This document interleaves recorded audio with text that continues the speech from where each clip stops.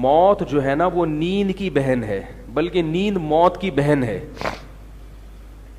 نیند کیا ہے؟ موت کی بہن. قرآن کہتا ہے اللہ یتوفی الانفس حین موتها, اللہ روح کو قبض کر لیتا ہے جب تم مرتے ہو. واللتی لم تمت حین موتها واللتی لم تمت فی منامها, اور جن کی موت کا وقت نہیں آیا تو نیند کے وقت اللہ روح کو قبض کر لیتا ہے. فَيُمْسِكُ الَّتِي قَضَى عَلَيْهَا الْمَوْتِ, جس کی موت کا فیصلہ ہو گیا اس کی روح کو روک لیتا ہے اپنے پاس. وَيُرْسِلُ الْأُخْرَى, اور جس نے صبح اٹھنا ہے 11-12 بجے آج کل کے حساب سے, تو 1:45 بجے اس کی روح, کراچی والوں کی روح واپس ان کی باڈی میں, بھائی 1:45 بجے کراچی میں ناشتہ ہوتا ہے نا صبح صبح, تو 1:45 بجے صبح ان کی روح واپس ان کی باڈی میں, بولو نا, آ جاتی ہے. جیسے کہ ابھی آپ لوگ 5 منٹ پہلے, نہیں آپ لوگ کے علاوہ کی بات کرنا ہو یار. تو اب دیکھو روح کا باڈی سے جو رشتہ ہے نیند میں کمزور ہوتا ہے, اور موت کی حالت میں اور زیادہ. ابے اب مجھے تو لگ رہا ہے آپ لوگ جاگتے میں بھی کمزور ہوتا ہے, جاگتے میں تو بڑا طاقتور ہوتا ہے نا بھائی. نیند کی حالت میں جو روح ہے اس کا باڈی سے رشتہ کمزور ہوتا ہے, ختم نہیں ہوتا. تبھی تھوڑا تھوڑا ایک آنکھ سے دیکھ بھی رہا ہوتا ہے بعض دفعہ سوتا ہوا آدمی نا. سوتے ہوئے پہ بھروسہ نہیں کیا کرو, یاد رکھو, حقیقت بعض دفعہ سن رہے ہوتے ہیں, بعض دفعہ ایسی کنڈیشن میں ہوتے ہیں کہ آدھے خواب میں آدھے دنیا میں. ایک آنکھ سے ادھر دیکھ رہا ہے, ایک آنکھ سے خواب دیکھ رہا ہے. وہ نیند اور جاگنے کی نا درمیانی کنڈیشن میں ہوتے ہیں. ایک کان جاگ رہا ہے, ایک کان سو رہا ہے. تو سوتے ہوئے بعض دفعہ گھننے بھی ہوتے ہیں, بنے ہوئے ہوتے ہیں کہ ہم سو رہے ہیں. تو خیر, تو رشتہ کیا ہو جاتا ہے؟ کمزور. اور موت کی حالت میں روح کا جسم سے رشتہ بہت کمزور ہو جاتا ہے, ختم نہیں ہوتا. یاد رکھو, ختم نہیں ہوتا, بہت زیادہ کمزور. ختم اس لیے نہیں ہوتا کہ روح کا جسم سے کچھ نہ کچھ رشتہ قائم رہتا ہے, جس کی وجہ سے قبر میں مردے کو ثواب بھی ملتا ہے اور عذاب بھی ہوتا ہے. پھر شہداء کا رشتہ اور قوی ہوتا ہے, اور انبیاء کا رشتہ اور زیادہ طاقتور ہوتا ہے. اسی وجہ سے انبیاء کو زندہ کہا جاتا ہے. دنیا کے لحاظ سے تو وہ چلے گئے, لیکن برزخ میں اتنی طاقتور حیات ملتی ہے کہ ان کو کیا کہا جاتا ہے؟ اس بیس پہ زندہ کہا جاتا ہے ان کو. تو اب مجھے ایک بات بتاؤ کہ سوتا ہوا آدمی, کیا اس کے چہرے پہ نور ہوتا ہے؟ خوشنما لگتا ہے اس کا چہرہ؟ آپ کتنے ہی نیک ہو, غسل کر کے کریم لگا کے سو جاؤ, کوئی آپ کی زیارت کے لیے آئے, بلکہ مثال وہی دوں گا نا جو, یعنی زیارت کا مقصد ہی آپ کا چہرہ دیکھنا ہو کہ دیکھنے میں کیسے لگتے ہیں. جیسے رشتے والے آتے ہیں, جب لڑکی والے آتے ہیں تو اخلاق تو فون پہ پتہ چل گئے ہوتے ہیں ان کو, ٹھیک ہے نا, بات کرنے کی کتنی تمیز ہے, محلے والے شکل نہیں دیکھی ہوتی انہوں نے. تو وہ جب آپ کو دیکھنے کے لیے آئیں اور آپ کی پسند کا رشتہ ہو, تو کیا آپ یہ چاہو گے کہ جب میں سو رہا ہوں تو لڑکی والوں کو مجھے دکھا دینا, ان سے کہنا یہ ہیں, سو رہے ہیں, آنکھیں بند ہیں تو چلو کھول کے دکھا دیتے ہیں, یوں کر لیں. بعض آنکھیں کھول کے بھی سوتے ہیں. کبھی چاہو گے؟ آپ کو پتا ہے کہ جب میں سو رہا ہوں گا تو میرے چہرے پہ وہ رونق نہیں ہوگی, میں اچھا نہیں لگوں گا. اسی طرح آپ کہیں لڑکی دیکھنے کے لیے جاتے ہو, لڑکی والوں کو پتا چل گیا ہماری پسند کا متوقع داماد آ رہا ہے, متوقع داماد ہماری پسند کا آ رہا ہے, تو وہ کیا کریں گے؟ کبھی یہ چاہیں گے کہ ہماری بیٹی سو رہی ہو, منہ سیدھا کر کے نا, چلو بالکل ایسے, یا کرسی پہ بیٹھی ہوئی سو رہی ہے تاکہ چہرہ بالکل نظر آئے, اور متوقع داماد اس کو اس کنڈیشن میں دیکھ کے چلا جائے. ان کو پتا ہے اس کنڈیشن میں دیکھے گا تو پسند, بولو نا یار.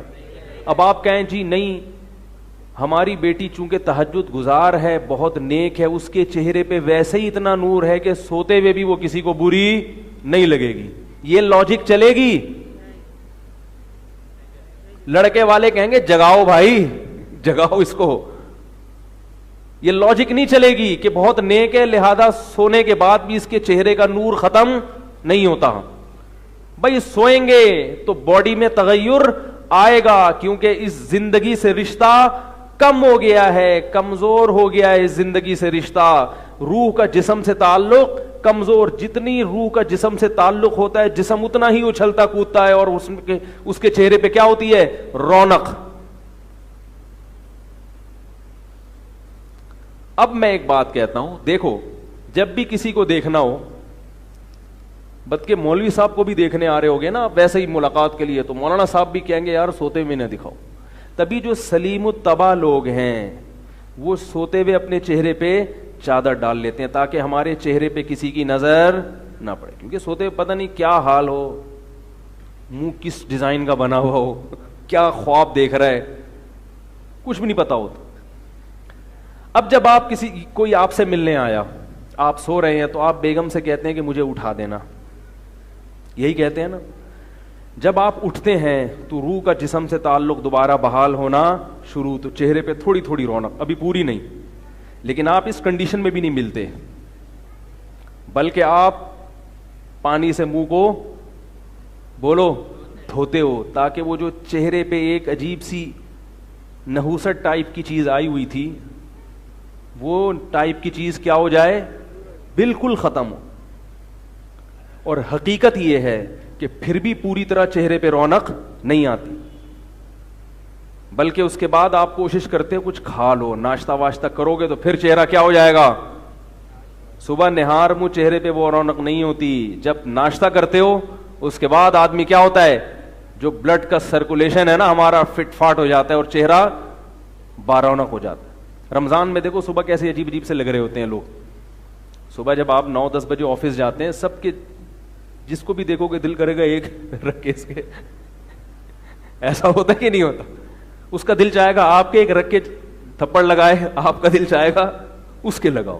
کھایا نہیں ہوتا نا, تو وہ یعنی جو ایک چستی ہے جسم میں وہ پوری طرح پیدا نہیں ہوئی ہوتی.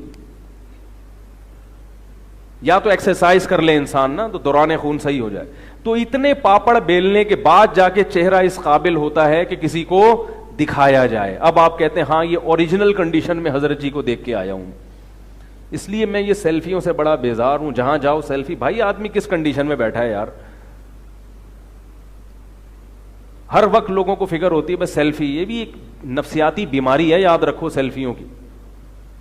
آپ نفسیاتی ڈاکٹر سے پوچھیں, بعض لوگ جو ہر وقت اپنی سیلفیاں لیتے رہتے ہیں نا, یہ دماغ میں کیا ہے, ٹیوننگ کی ضرورت ہے ان کو. کبھی کبھار چلتا ہے, ہر وقت بس یہ اپنا یہ والا اسٹائل فیس بک پہ ڈالی ہوئی ہیں لوگوں نے. تو یہ انسان کے باولے ہونے کی, ایک ہوتا ہے پاگل اور ایک ہوتا ہے باولا. پاگل پھر بھی غنیمت ہے, لیکن باولا جو ہے نا یہ پاگل سے اوپر کی چیز ہے. تو یہ نا ان چیزوں میں نہ پڑیں زیادہ. اب مجھے ایک بات بتاؤ, کوئی نیند جو کم درجے کی موت ہے اس میں آپ نہیں چاہتے کہ لوگ مجھے دیکھیں, تو جب حقیقی موت واقع ہوگی, جب روح کا جسم سے رشتہ بہت کمزور تقریباً ختم ہو جائے گا روح کا جسم سے رشتہ, تو پھر چاہو گے کہ کوئی آپ کی شکل کو دیکھے ہے بھائی. لیکن زندگی میں اتنے شوق سے زیارت نہیں کی جاتی جتنی مرنے کے بات کی جاتی. اب تو مردوں کی باقاعدہ تصویریں لی جا رہی ہیں, ان کو فیس بک پہ ڈالا جا رہا ہے, ناک میں روئی ٹھوسی ہوئی ہے, کانوں میں روئی, اور حضرت جی کی تصویریں فیس بک پہ شائع ہو رہی ہیں. یہ میت کے اکرام کر رہے ہو یا میت کی توہین کر رہے ہو؟ اس لیے جب بھی موت واقع ہو میت کے چہرے کو فوراً چھپا دو. بس بہت قریبی رشتہ دار, بیٹا ہے, باپ ہے, میاں بیوی ایک دوسرے کا چہرہ دیکھ سکتے ہیں, ان کے علاوہ کسی کو چہرہ دیکھنے کی اجازت بولو بھائی مت دو. لوگ کہتے ہیں میت کو چوک میں لا کے رکھو ہم دیکھیں گے, بولو نہیں دیکھو آپ. میں بعض دفعہ کہہ دیتا ہوں نا کہ میت کو بھائی نہیں دکھاؤ, تو لوگ کہتے ہیں لوگ سمجھیں گے ان کا چہرہ بگڑ گیا, کوئی گناہ کیا. میں نے کہا سمجھنے دو, جس کے پاس جا رہے ہیں نا وہ بہتر جانتا ہے کہ اس کا ٹھکانہ اچھا ہے یا برا ہے. لوگوں کے تبصرے میں لوگوں کو خوش کرنے کی پرواہ مت کرو. تو بھائی اس کی کوشش کریں گے کہ نہیں کریں گے؟ البتہ بعض دفعہ کرامت ہو جاتی ہے کسی اللہ والے کے ساتھ کہ اللہ اس کی باڈی کو خراب ہونے نہیں دیتے. جیسے شہداء کے ساتھ بہت ہوتا ہے ایسے, ہم نے خود بھی اپنی آنکھوں سے دیکھا ہے, 6 مہینے پرانے شہید ہیں مگر جسم میں کوئی تغیر نہیں آیا. تو بس یہ جب کرامت ہو جائے تو ایک الگ بات ہے, لیکن اصول یہی ہے کہ شہید ہوگا یا کوئی طبعی موت مرے گا, اس کا جسم فوراً خراب ہونا شروع ہو جائے گا, اور یہ خراب ہونا اس کی ہرگز علامت نہیں ہے کہ اس کے اعمال خراب ہیں.